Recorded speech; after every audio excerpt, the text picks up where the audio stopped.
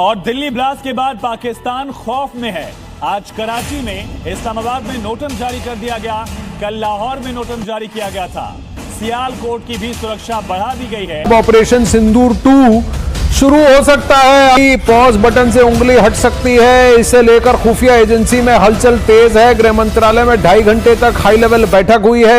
جودھ پور میں ایک بہت بڑے بلاسٹ کی آواز آئی. پھر پتا چلا راجستھان جودھ پور میں جو انڈین ایئر کرافٹ ہے انہوں نے جو ساؤنڈ بیریئر ہے اسے توڑا اور وہ وہاں پر اپنی مشقیں. تمام سلیپر سیلز جو ہیں پاکستان میں ہندوستان کے ایجنٹوں کے وہ ایکٹیو ہو گئے ہیں. اور تینوں واقعات کو دیکھیں آپ. یہ سارے روئیں گے, یہ سارے پیٹیں گے, یہ دھاڑے مارا کریں گے کہ ہمیں مجبور کیا. تو جب تک وہ نہیں پاکستان کا نام لے رہے تب تک وہ پریشر نہیں آ رہا. اگر پاکستان کا نام لے دیا تو پھر آپ ہائی الرٹ ہوگا پھر پاکستان, کیونکہ ایکسپیکٹ کیا جائے گا کہ ڈومیسٹک کمپلجنز وہاں پر ہیں. بہار کے سیکنڈ فیز کا الیکشن ہونا ہے کہ کوئی بھی ایسا ایڈونچر وہ دوبارہ کر سکتے ہیں. میں I won't rule that out. جو آپ جو بات کر رہے ہیں اس کی بالکل بڑی اسٹارک پاسبلٹی جو ہے ہمارے سامنے ہے کہ وہ کوئی نہ کوئی بہانہ, کوئی نہ کوئی جو ہے اس قسم کا ڈرامہ رچا کے جو ہے دوبارہ کوئی اگریشن کرنے کی کوشش کریں. ہم نے اپنے گارڈ جو ہے پچھلے 6 مہینے میں جب سے یہ انکاؤنٹر ہوا ہے بنیان المحسوس والا, اس سے گارڈز ہم نے نیچے نہیں کیے. We are on high alert کہ ایسی کوئی بھی ایڈونچر یا کوئی انیشیٹو لے, ملٹری انیشیٹو انڈیا, تو ہم اس کو ریپیل کر سکیں, اس کو we can pay them back in the same coins. 4 گھنٹے میں ہو سکتا ہے, 4 دن میں ہو سکتا ہے, یا بہت ممکن ہے کہ 4 ہفتے کا وقت لگ جائے.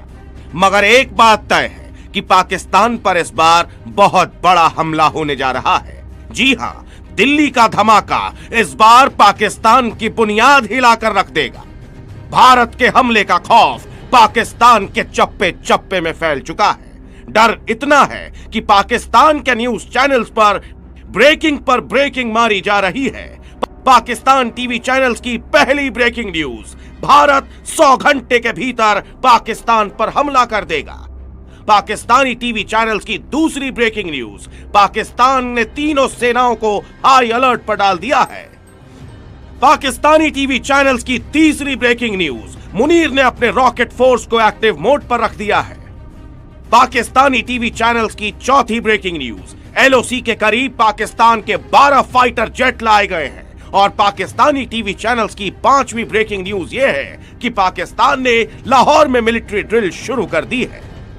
جانتے ہیں پاکستان کا یہ ٹوپی باز پچھلے 5 مہینے سے پاکستانیوں کو یدھ کے لیے اکسا رہا ہے. یہ جب بھی بھارت کے خلاف زہر اگلتا ہے تو یہ بھارت کے ایئر کرافٹ کیریئر کو ڈبو دینے کی بات کرتا ہے. مگر اس بار اس کا بھی سلیقے سے علاج ہوگا, جس کا سنکیت پردھان منتری مودی نے صاف صاف دے دیا ہے.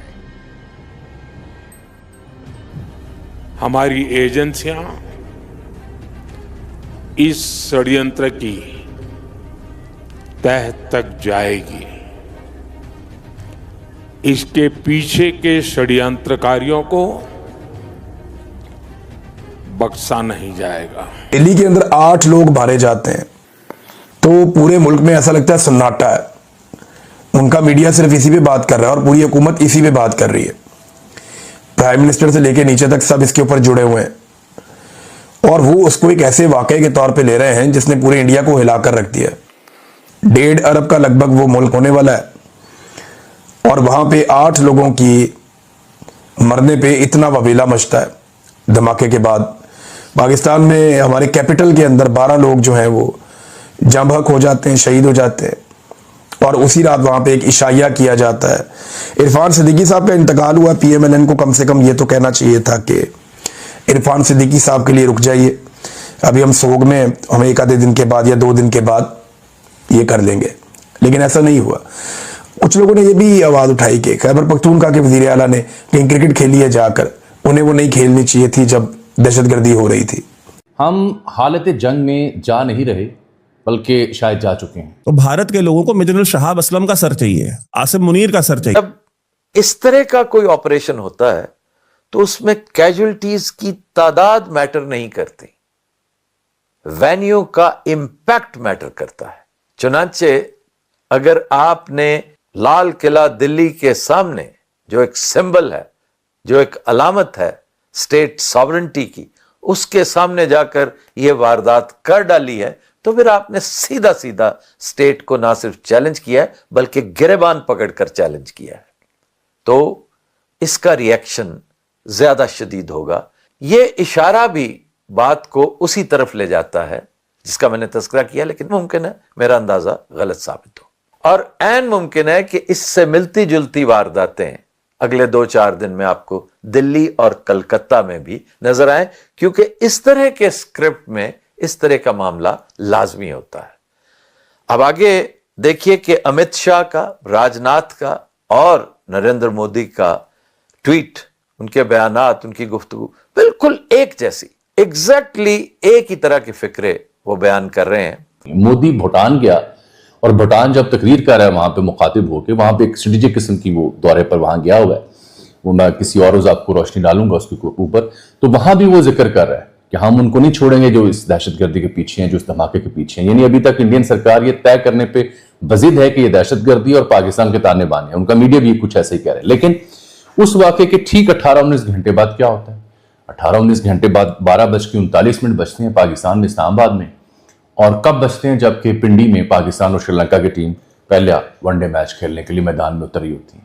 تو 12:39 سے 12:45 کے بیچ, اب ایگزیکٹلی تو ٹائم کسی نے نوٹ نہیں کیا ہوگا, ایک دہشت گرد آتا ہے جس کے بارے میں انیشلی کہا جا رہا ہے کہ یہ باجوڑ میں تھا, پہلے کسی اور جگہ سے آیا, شاید افغانستان سے, پھر یہ جمعے کو اسلام آباد پہنچا, پھر پیر ودائی سے موٹر سائیکل پر یہ G11 پہنچا جہاں پہ یہ ڈسٹرکٹ اینڈ سیشن کورٹس ہیں جو اسلام آباد کچہری کے نام سے مشہور ہیں, اور پھر وہاں پہ اس نے اندر گھسنے کی کوشش کی, اس میں ناکامی ہوئی. تو فوٹیجز آپ دیکھیں, ہم باوجود نشر نہیں کر سکتے, میں نے وہ فوٹیجز بھی دیکھی ہیں, اس بدبخت کا سر بھی دیکھا ہے میں نے.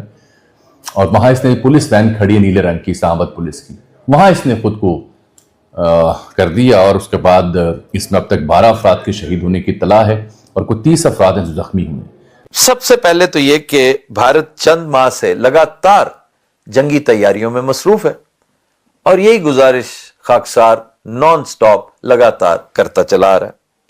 پھر یہ کہ اگر یہ فالس فلیگ ہے تو پھر اس کے کچھ مقاصد بھی ہوں گے نا. فالس فلیگ سٹیج کرنے والے اس کو انیشیٹ کرنے سے پہلے فالس پروف بھی پلانٹ کرتے ہیں, تو اس لیے ان کے لیے کوئی مشکل نہیں ہوگی. آپ دیکھ لیجئے گا پروف تلاش کرنا. یہ جتنے ڈاکٹرز مبینہ طور پہ سامنے آ رہے ہیں یہ سارے کے سارے مسلمان ہیں, اور ان کے ناموں سے لگ رہا ہے کہ ان کا کوئی نہ کوئی تعلق پاکستان سے ضرور جوڑ دیا جائے گا.